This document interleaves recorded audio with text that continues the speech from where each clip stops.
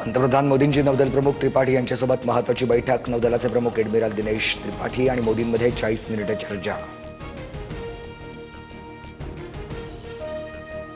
पाकची पाणीकोंडी करण्यासाठी तालिबानकडून हालचाली सुरू। तालिबानच्या अधिकाऱ्यांकडून पाकला जाणाऱ्या पाण्याची पाहणी, तर कुनार नदीवर तालिबान धरण बांधणार। लष्कर ए तैयबाच्या हेडक्वार्टरमध्ये ज्योती मल्होत्राचं प्रशिक्षण। ज्योती मल्होत्रा हाफिजच्या मुरिक्केमध्ये 14 दिवस होते। हिसार पोलिसांनी केलेल्या चौकशीत ज्योती मल्होत्राची कबुली।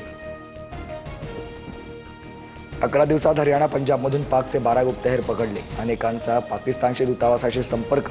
अनेक अटक केलेले सर्व गुप्तहेर हे 20 ते 35 वयोगटातील। मध्य प्रदेशमधील भाजप मंत्री विजय शहाला सुप्रीम कोर्टानं फटकारलं। कर्नल सोफिया कुरेशींवरील आक्षेपार्ह वक्तव्याची कोर्टाकडून गंभीर दखल। एफआयआरच्या चौकशीसाठी 3 IPS अधिकाऱ्यांची SIT स्थापन करण्याचे आदेश।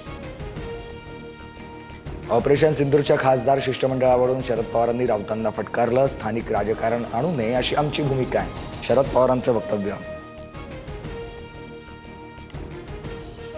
शेतकऱ्यांना सिबिल स्कोर मागू नका, मुख्यमंत्री देवेंद्र फडणवीसांनी बँकांना फटकारला। येथून पुढे जर बँकांनी सिबिल स्कोर मागितलं तर कारवाई करणार, मुख्यमंत्र्यांचा बँकांना इशारा।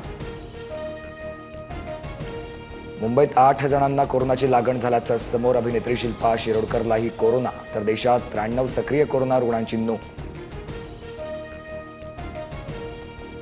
जगभरातील निर्वासितांना सामावून घेण्यासाठी भारत धर्मशाळा नाही। तुमच्या देशात धोका असेल तर दुसऱ्या देशात जा।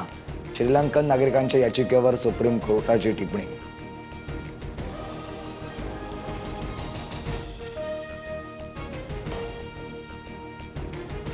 राहता तालुक्यात वादळी वाऱ्यासह जोरदार पाऊस। वादळी वाऱ्यामुळे मोठ्या प्रमाणात घरांचं नुकसान, तसंच झाडं कोसळल्यामुळे वाहनांचंही मोठ्या प्रमाणात नुकसान।